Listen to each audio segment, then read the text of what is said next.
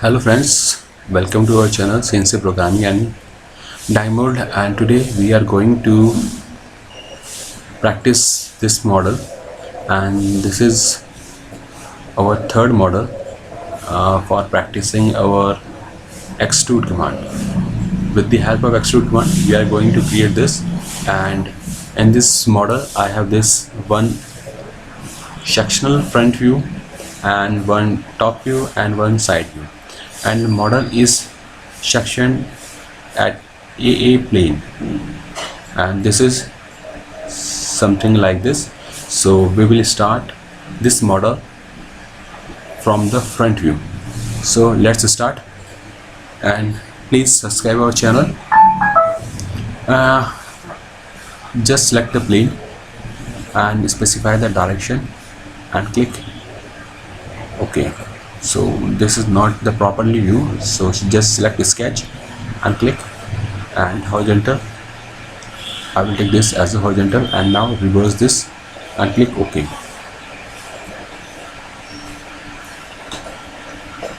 And I will start from the origin, and my first point will be at origin, and height, my length is near about 240, so I take near about 240, and now click as shown in front view.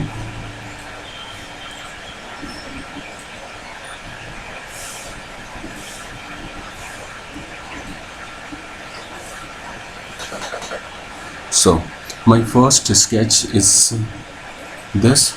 Now I will dimension this. I just change all the dimension. This is 32, and this value is 60, and this rib thickness is 40, and height, and this 82 from the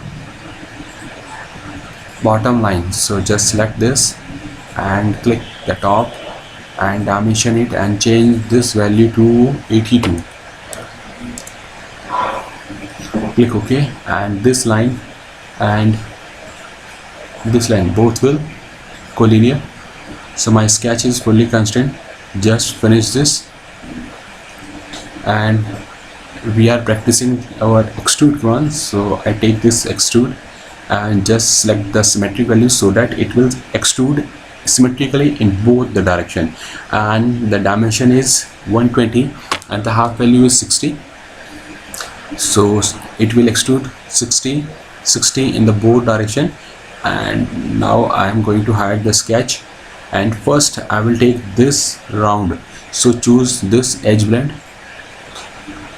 and click on both corner, and the radius will be 60, so that diameter become 120.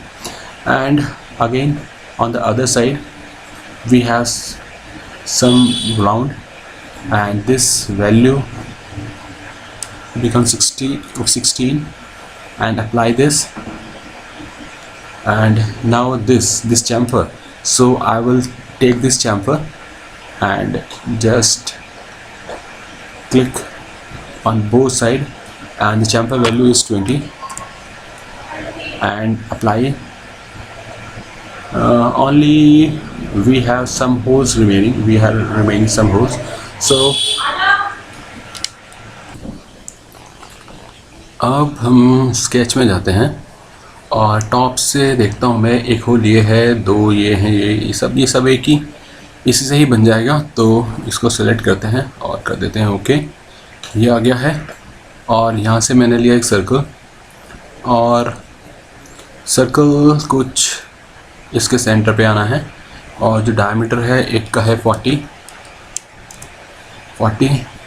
और फिर एक बड़ा circle है जिसका base circle diameter है 80 पे,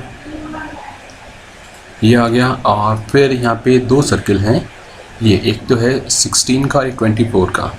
तो पहले मैं लेता हूँ 24, और 24 वाला जो है वो मुझे यहाँ पे क्वाड्रेंट पे चाहिए, तो आप इसे ऑन कर लीजिएगा क्वाड्रेंट को, और क्लिक। और एक इधर भी है ये सेम सेम होल है ये वाला, ये जो होल है ये भी बिल्कुल सेम ही है और कहीं पे कुछ ऐसा दिया हुआ है नहीं।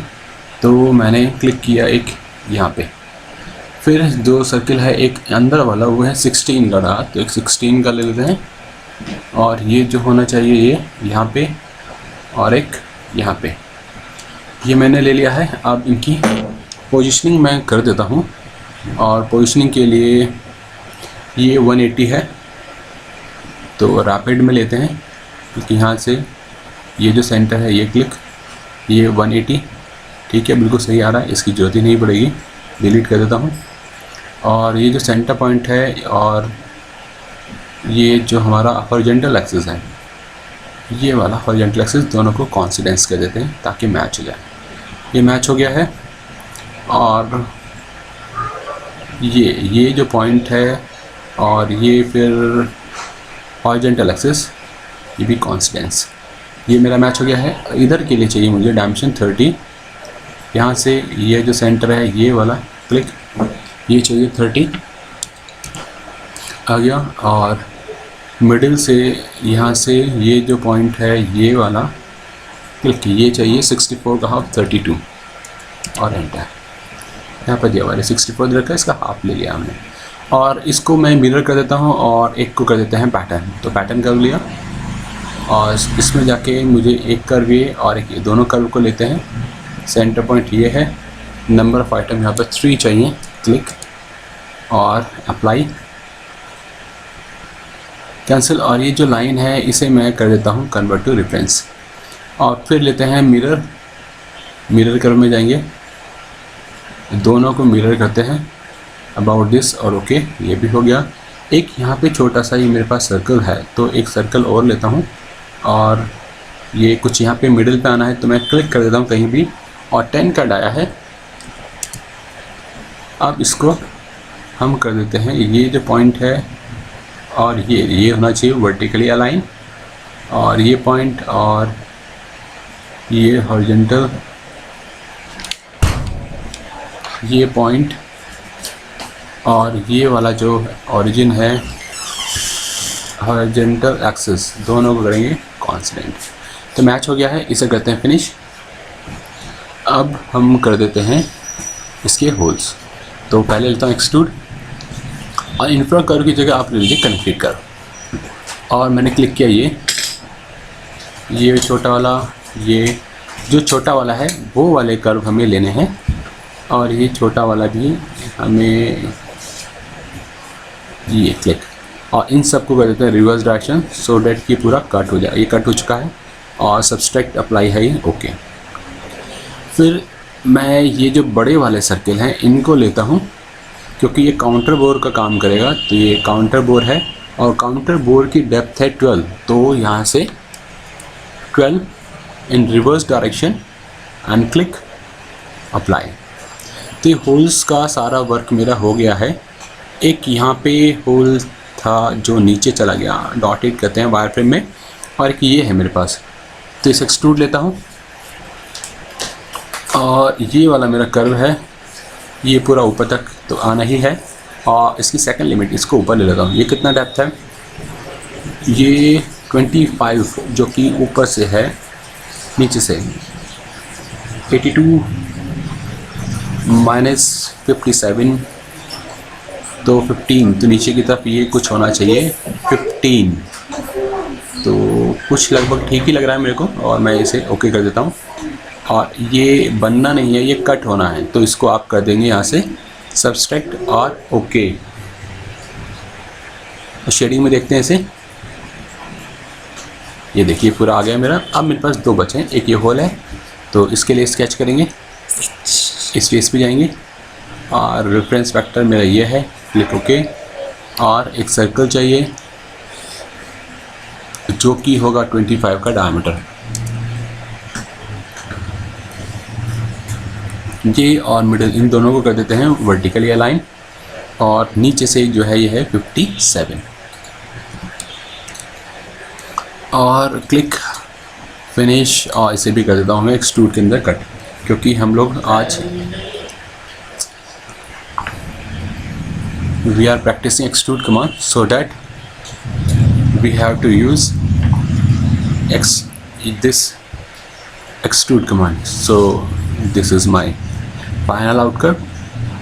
Only this cut is remains, so just select the front plane and define the orientation and orient the view and click OK. Now we have to draw this triangular shape, and so that my desired shape will come. And now I have drawn this triangular shape, and let's dimension it. It is a 16. The width of this shape is 16. And now finish this, and because I have chosen this middle plane, it will automatically come middle of the body. Now I want to subtract it, and 24 is the total gap, so I choose this as a symmetric value 12 and click OK. Now hide this. This is my shape. So I think you understand properly, and that's all for today.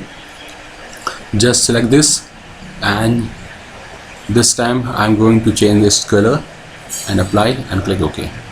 So hope friends you understand properly, and please subscribe our channel and stay tuned with us. Thank you for watching.